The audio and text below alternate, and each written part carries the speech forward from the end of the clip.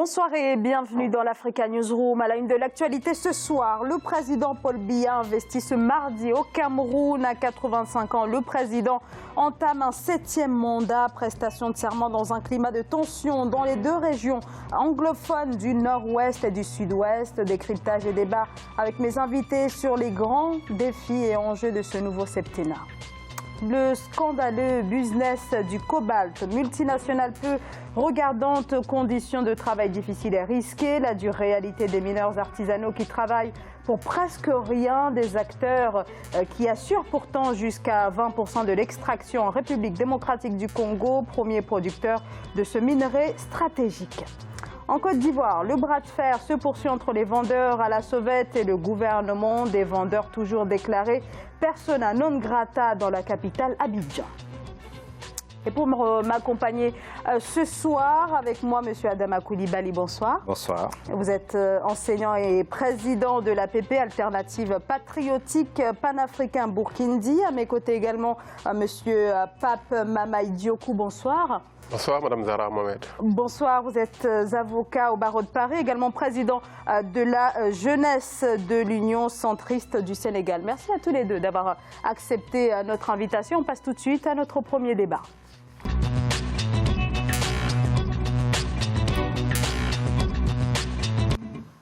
Au Cameroun, le président Paul Biya a donc été investi ce mardi matin. Il a prêté serment pour la 7e fois. C'était à l'Assemblée nationale pour un 7e mandat donc consécutif, et ce dans un climat de tension et au lendemain de l'enlèvement de 79 élèves en zone anglophone frappés par un conflit armé, et en prévention d'éventuels troubles au cours de la cérémonie. Les forces de l'ordre ont été déployées depuis plusieurs jours dans la capitale Yaoundé et dans d'autres villes à risque. On écoute le chef de l'État camerounais Paul Biya. C'était ce matin après sa prestation de serment. Je tiens à exprimer une fois encore devant vous ma reconnaissance au peuple camerounais de m'avoir renouvelé sa confiance. Celle-ci sera pour moi un soutien indispensable dans l'exercice des hautes responsabilités que j'aurai à assumer au cours des prochaines années. Le serment que je viens de prêter devant le peuple, selon les termes de l'article 7 de notre Constitution, en présence de ses représentants, revêt une haute valeur symbolique à un double titre. Il implique une fidélité absolue aux institutions de la République, à laquelle je ne saurais déroger. Il a d'autre part valeur d'engagement personnel irrévocable à se conformer aux obligations qui sont celles du chef de l'État, telles qu'elles sont définies par notre loi fondamentale. Comme par le passé, ce sont ces principes qui guideront mon action au service du peuple camerounais au cours du septennat des grandes opportunités qui s'ouvrent aujourd'hui. Un septennat qui s'ouvre donc pour le président Paul Biya. On sait que plusieurs manifestations ont été prévues ce mardi et au Cameroun, mais aussi à l'étranger. Et hier, on a eu ces événements liés à la crise anglophone. Adama Coulibaly, donc un septennat qui s'ouvre, et déjà deux grands défis, à savoir la gestion d'un côté de cette réélection contestée et de l'autre la résolution de la crise anglophone. Adama Coulibaly. Alors, c'est malheureusement une piètre image de l'Afrique qu'on présente encore une fois, parce que j'écoutais tantôt un des ministres du président Paul Biya qui expliquait justement que le président s'est engagé justement à résoudre toutes ces crises, comme s'il n'était pas président depuis aussi longtemps, comme s'il venait de découvrir et de conquérir le pouvoir pour la toute première fois. Donc effectivement, c'est des défis dont on se demande si vraiment ce régime, avec à la tête Paul Biya qui vient d'être réélu dans les conditions que l'on sait, on peut se poser réellement la question de savoir si ce régime est à la hauteur des défis qui se posent au Cameroun. En tout cas, il se trouve que ces jeunes-là, presque 80, ont été enlevés, et c'est encore un drame un drame monstrueux pour l'Afrique. Et on se demande aussi pourquoi et comment est-ce que les oppositions en Afrique pourraient trouver la solution pour s'organiser, pour qu'enfin il y ait ces nécessaires changements à chaque fois que nécessaire. Hein, je me répète, mais c'est très important. Donc ces défis-là, on peut se poser vraiment la question de savoir si le régime actuel est en mesure de les relever, de les résoudre. Parce que la question de l'insécurité, voilà, elle ne date pas d'aujourd'hui. Il y a eu tellement de Camerounais qui sont tombés. Et ça nous rappelle aussi ce qui s'est passé au Nigeria, tantôt avec ces jeunes qui ont été enlevés.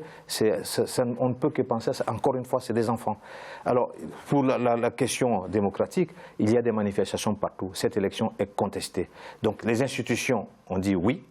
La Commission constitutionnelle a dit oui, il a été réélu. Mais est-ce que le peuple a été véritablement entendu ? Et s'il y a des contestations comme ça, dans un climat où il y a de l'insécurité, on peut vraiment s'inquiéter pour l'avenir du Cameroun. Pape Mamaye Diockou. D'abord, je suis un peu peiné d'arriver en 2018 et à continuer de débattre sur la réélection d'un président de la République qui a remplacé le président Ahidjo en 1982 et qui continue d'être réélu et en même temps qui continue à faire croire aux Camerounais que l'espoir est encore avec lui.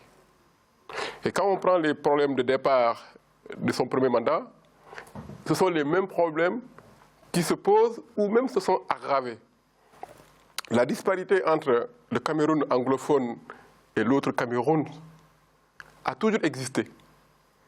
Et le président Paul Biya n'est pas étranger à cette situation. Il a été à tous les combats politiques du Cameroun. Il connaît le problème et aujourd'hui le problème s'aggrave encore à nouveau. Et quand on y va de plus clair, c'est qu'à un moment donné, la démocratie se nourrit de l'alternance. Un pays qui ne connaît pas l'alternance est un pays qui étouffe, est un pays qui finalement a ce qu'on appelle une démocratie qui n'avance pas. Et quand les hommes politiques qui aspirent comme lui, M. Biya, qui ont peut-être une vision différente de celle que Biya incarne, et qui savent très bien que tant que ce monsieur-là sera en vie, ils n'auront peut-être pas la possibilité de faire valoir leurs idées, hélas, la seule alternative qui les reste, c'est d'aller encourager parfois certaines différences qui sont alimentées à des fins politiques. C'est peut-être cela que nous sommes en train de connaître avec le cas d'aujourd'hui, parce que finalement, la réélection de M. Biya, c'est simplement, comme l'a appelé le comédien Mamad, en Afrique, dans certains pays, il n'y a pas de second tour, c'est toujours un demi-tour. Avant même qu'on aille aux élections, nous savions déjà que le scénario est écrit. Comment voulez-vous nous expliquer que 71% de la population camerounaise, composée essentiellement des jeunes nés après les années 80, l'année à laquelle même Paul Biya a été élu président de la République à nos jours, peuvent encore continuer à penser que leur espoir se trouve avec ce monsieur-là. C'est complètement ubiesque, c'est complètement invraisemblable et cela nécessite vraiment une réflexion sur l'avenir du continent africain et ça ne donne pas envie, ça donne pas envie à la jeunesse et qu'aujourd'hui, je suis complètement abasourdi et je le dis, je le répète, l'opposition camerounaise doit se poser la question. Pourquoi elle en est là encore? Ce n'est pas forcément une question électorale. C'est simplement une question du système électoral. On ne peut pas concevoir au Cameroun qu'on n'ait pas de second tour prévu. Comment voulez-vous qu'un président sortant puisse perdre une élection dès le premier tour? C'est quasi impossible. Et ça, c'est le système électoral qu'il faut réformer au Cameroun pour permettre justement à une possibilité d'avoir dans les prochaines années une alternance politique possible au Cameroun. Sinon, ce n'est pas possible. Adama Coulibaly, est-ce que, donc là, le grand défi, bien sûr, l'élection est déjà passée. Maintenant se pose la question des défis qui vont, en tout cas, que le président Paul Biya va devoir relever au cours de son 7e septennat. Adama Coulibaly, c'est bien sûr la question de la crise anglophone. C'est cela le grand défi, en plus des autres défis économiques, bien sûr. Bien sûr, parce que c'est là-bas que ça a commencé à être très fort, cette contestation de ce régime. et parce que cette partie du Cameroun est un peu laissée pour compte. Hein. Mais il n'y a pas que la zone anglophone qui souffre de la gestion de Paul Biya depuis toujours. Mais là, il se trouve, puisqu'il y a quand même une contestation armée violente, effectivement, ça va être un défi. D'ailleurs, il a prêté serment en anglais, ça ne résout pas forcément le problème. Hein, et il a dit « je le jure en anglais », ça ne résout pas le problème. Donc, effectivement, je pense que dans cette zone-là, où les gens n'ont pas pu voter en raison justement de cette situation de guerre civile, il va se trouver que les problèmes vont s'amplifier, puisque c'est la même personne qui a pu entraîner ce problème qui est en place. Donc c'est une démocratie. Avec cette démocratie, nous l'avons connue au Burkina Faso. C'est une démocratie, ce n'est pas une démocratie. En général, dans ce type de système, il y a des barons qui profitent du système, qui vont acheter des armes plutôt que d'acheter, par exemple, de construire des hôpitaux, pour pouvoir réduire les opposants, pour pouvoir réduire justement ceux qui contestent la mainmise du Cameroun et du président Biya, pardon, le président Biya et de ses alliés extérieurs sur l'ensemble du Cameroun, et en particulier cette zone anglophone. Ils vont continuer à lutter. Et on le voit d'ailleurs, cette lutte-là est en train d'être, non pas sur le fond de la sécession, mais sur la forme de la lutte contre le système Biya. Il y a des manifestations partout, vous l'avez rappelé tantôt, et je pense qu'il va y avoir une lame de fond, et j'espère que les opposants sauront trouver justement la forme pour pouvoir s'unir avec ceux qui luttent dans la zone anglophone et ceux qui sont dans l'autre partie du Cameroun, parce qu'il s'agit d'une lutte pour l'ensemble des Camerounais, mais également pour l'ensemble des Africains. Parce que si ça ne marche pas là-bas, eh bien, ceux qui sont derrière ce type de système, qui le soutiennent, qui l'alimentent, vont penser qu'ils peuvent faire la même chose en Afrique. Donc en tant que panafricanistes, nous devons tous nous sentir concernés et faire en sorte de soutenir toutes les luttes qui sont menées partout où nous nous trouvons, mais surtout pour que tout cela puisse aider les Camerounais qui sont sur place à faire en sorte que la guerre dans cette zone-là ne puisse pas faire davantage de victimes parmi la population, mais que plutôt on puisse trouver une solution véritablement démocratique et en faveur des intérêts des populations. Pape Mamadi Dioko, au regard de ce qui se passe au Cameroun depuis plusieurs mois avec cette crise anglophone, 160 000 déplacés à la suite des violences, 34 000 se sont réfugiés au Nigeria, donc une crise véritablement qui commence à peser sur les populations dans cette partie du pays. Est-ce que vous pensez que le gouvernement camerounais a entendu le message ? Est-ce que vous pensez que le gouvernement qui va se mettre en place dans les prochains jours, sans doute, va pouvoir éviter finalement l'escalade et poser la question de la forme de l'État, puisque c'est cela dont il s'agit? Vous savez, en Afrique, malheureusement, on attend toujours qu'il y ait l'irréparable pour commencer à agir. Mais la question de la partie anglophone camerounaise est une question qui est vieille, qui est connue de tous. Et effectivement, c'est le même régime qui a abordé cette question-là. C'est toujours le même régime. Je vous signale que le Cameroun n'a jamais connu d'alternance. J'aimerais bien y croire parce que je suis un afro-optimiste.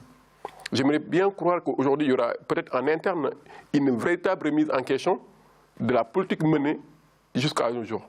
Vous avez bien compris que s'il y a eu un recours devant le Conseil constitutionnel, c'est parce que quelque part, certains opposants qui parfois sont originaires de ces régions actuellement ont estimé que les populations n'étaient pas en état de pouvoir exprimer leur choix.